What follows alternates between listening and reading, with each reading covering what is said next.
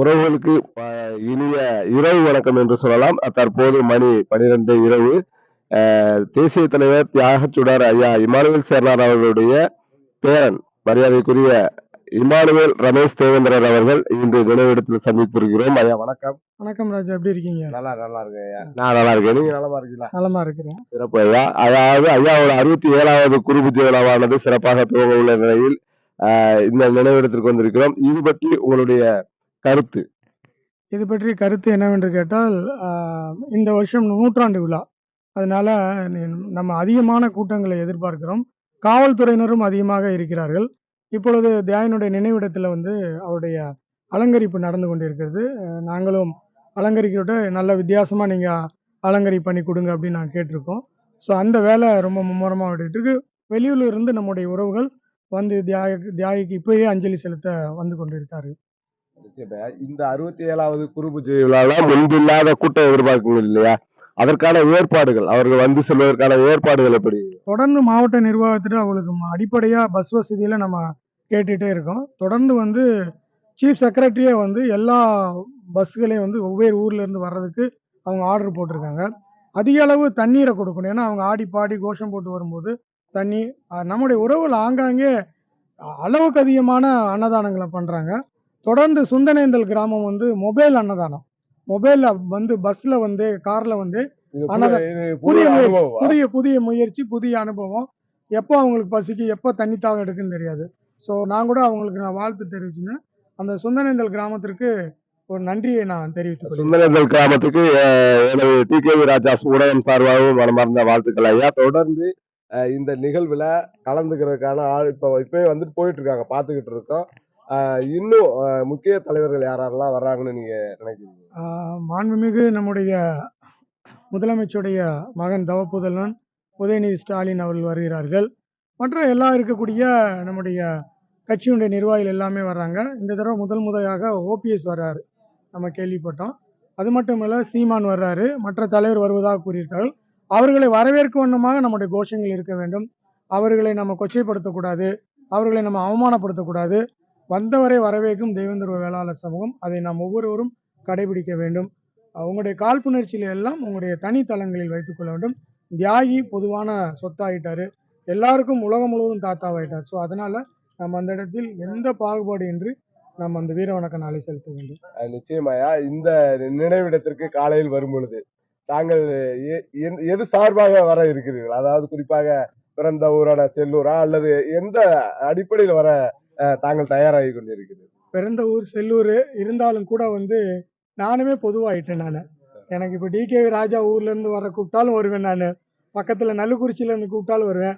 எல்லா கிராமமே எனக்கு வந்து சொந்த கிராமம் தான். ஏன்னு கேட்டா இமானுவேல் சேரன் வந்து அவருடைய ரத்தத்தை சிந்தலை விதைச்சிருக்காங்க. இன்னைக்கு 1000 இமானுவேல் தேவன், 1000 இமானுவேல் தேவேந்திரலாக வந்திருக்காங்க. ஸோ அதனால எல்லாமே நமக்கு உறவு தான். அந்தந்த பேர்ல நம்ம மாறி இருக்கோம். செல்லூர் அல்ல, எல்லாமே செல்லூர் தான், எல்லாமே முதுகுளத்தூர் தான், எல்லாமே பரமக்குடி. அதனால எல்லா கிராமமும் செல்லூரை போன்றதுதான். சமீபத்தில் தமிழக ஆளுநர் மரியாதைக்குரிய ஆர்.என். ரவி அவர்களை சந்தித்து அழைப்புதல் கொடுத்திருந்தீர்கள். இது எந்த அளவுக்கு இதா இருக்கும்? இங்க வர்றதுக்கான வாய்ப்புகள் அந்த மாதிரி வேற, அல்லது அக்டோபர் பிறந்த நாளான அக்டோபர் அன்று வர ஏதாவது அந்த மாதிரி ஏதாவது வாய்ப்பு இருக்கு? இது வரைக்கும் வந்து நம்முடைய ஆளுநர் ரவியோடைய புரோட்டோகால் நமக்கு வரல. வந்தாலும் ஆச்சரியப்படுறதுக்கு கிடையாது. ஏன்னா அவங்க வந்து அவங்களுக்கு என்ன செய்தி வருதோ அதன் அடிப்படையில் வராங்க. போன தடவை ஜார்க்கண்ட் கவர்னர் வந்திருந்தாரு. ஸோ அதனால அவர்கள் வந்தால் நாங்கள் வரவேற்போம். குறிப்பாக மரியாதைக்குரிய எதிர்கட்சி தலைவர் அண்ணன் எடப்பாடி அவர் வர வாய்ப்பு இருக்கிறதா? அவர் வரலை அப்படிங்கிற ஒரு செய்தி வந்திருக்கிறது. தொடர்ந்து புறக்கணித்து வருகிறார். ஏன் புறக்கணித்து வருகிறார் என்று தெரியல. ஆனால் ஒரு விஷயம், நம்ம அரசியலில் தோத்து போயிருக்கிற விஷயம் வந்து இந்த உலகம் அறிந்தது. ஒருவேளை நாம் ஒற்றுமையாக இருந்தால் அவர் வருவார் என்று நான் நம்புகிறேன். அவர் வரவில்லை என்றால் அவர் நேரில் சந்திக்கும் போது அதற்கான காரணத்தை கேட்கலாம் என்று நான் இருக்கிறேன். மற்றபடி இந்த 67வது குருபூஜை விழாவிற்கு வரக்கூடிய ஒட்டுமொத்த தேவேந்திரர்களும் மாற்று சமூக நண்பர்களுக்கும் ஐயா இமானுவேல் சேரன் அவருடைய பேரன் என்ற முறையில் தாங்கள் விடுக்கும் கோரிக்கை அல்லது ஒரு வேண்டுகோள்? ஒரு அன்பான வேண்டுகோள், நம் ஒழுக்கத்தை கடைபிடிக்க வேண்டும். மது அருந்து விட்டு வரக்கூடாது. ரொம்ப ரொம்ப முக்கியமான விஷயம். மது அருந்து விட்டு வரக்கூடாது. எந்த விதமான போதை பழக்கத்திற்கு அடிமையாகி, ஏன்னா இது தியாகிக்கு வந்து நம்ம வீர வணக்க நாள் செலுத்தக்கூடியது. அது மட்டும் இல்லாமல் அவங்களுக்கு உள்ளக்கூடிய சொந்த விருப்ப வெறுப்புலாம் தியாக நினைவகத்தில் காமிக்கக்கூடாது. அவருக்கு தியாகம் பண்ணியிருக்காரு. அவருக்கு நம்ம வந்து வீர வணக்கம் செலுத்த வருகின்ற ஒரே நோக்கத்தோட வந்து ஆடி பாடலாம். அது மட்டும் இல்ல, குறிப்பாக பட்டியல் வெளியேற்றத்திற்கான பதாகைகளும், கோஷங்களும் எழுப்பி வர வேண்டும்.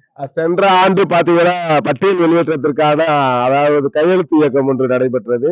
அது எந்த வகையில் பயனுள்ளதாக இருந்தது என்று தெரியவில்லை. அது இந்த வருடம் தொடர வாய்ப்பு இருக்கிறதா? நமக்கு பயன் இருக்கு, பயன் இல்ல அப்படிங்கிற வேற விஷயம். நம்முடைய குரல் ஓசைகளை எழுப்பிக் கொண்டே இருக்க வேண்டும். நம்முடைய கோரிக்கைகளை எழுப்பிக் கொண்டே இருக்க வேண்டும். ஏனென்று கேட்டால், தியாகியாருக்கு கோஷங்களை எழுப்பணும். வீர வணக்க நாளுக்கு அரசு விழா எடுக்க வேண்டும். 100 வருஷங்களுக்கு அவருக்கு அரசு விழா வந்திருக்கு. அதனால் அவங்க குடுக்கல. நம்முடைய கோரிக்கைகள் எழுப்புவது ஜனநாயக கடமை என்பதை நான் கூறிக்கொள்கிறேன். அதோட மிக்க நன்றி ஐயா. நாளை நடைபெற இருக்கும் தேசிய தலைவர் ஐயா இமானுவேல் சேனா அவருடைய குழு விஜய் விழா சீரும் சிறப்புமாக நடைபெற டி.கே.வி. ராஜாவின் வாழ்த்துக்களும் வணக்கங்களும். வணக்கம். ரொம்ப நன்றி டி.கே.வி. ராஜா. தொடர்ந்து உங்களுடைய சேனலை எல்லாரும் சப்ஸ்கிரைப் பண்ணுங்க. நீங்களும் நல்ல செய்திகளை கொடுக்குறீங்க.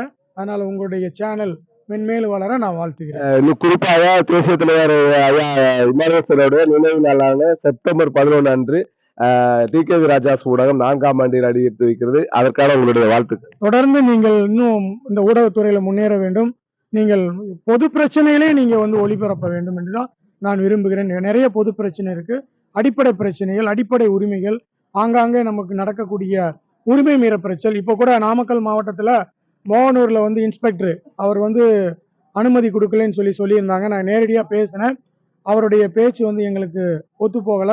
அதனால நாமக்கல் மாவட்டத்தில் எஸ்பியை பார்த்து அவர் மேல நாங்கள் புகார் கொடுக்கலாம் நாங்கள் இருக்கோம். ஏன்னு என்று கேட்டால் அவர் ஒரு தேசிய தலைவர். அவர் தேசிய தலைவருங்கும் போது எதுக்கு பெர்மிஷன் வாங்கணும்? இப்போ அதுக்கு நான் கேட்டேன், ப்ரொசீடிங்ஸ் கொடுங்க, உங்களுடைய எஸ்பியோட ப்ரொசீடிங்ஸ் கொடுங்க, ஆட்சியோட ப்ரொசீடிங்ஸ் கொடுங்கன்னா அவர் சரியான பதில் கூறல. அதனால் நாமக்கல் சார்பாக நாங்கள் சென்று மோகனூருக்கு நம்முடைய உறவுகள்லாம் வர சொல்லி அவர் மேல் நாங்கள் புகார் கொடுக்கப்போம். நன்றி ஐயா. தொடர்ந்து தாங்கள் வேண்டுகோளுக்கு இணங்க பொது நிகழ்வுகளையும் டி.கே.வி. ராஜாஸ் ஊடகம் இனிமேல் கண்டிப்பாக இடம்பெறும். நன்றி ஐயா.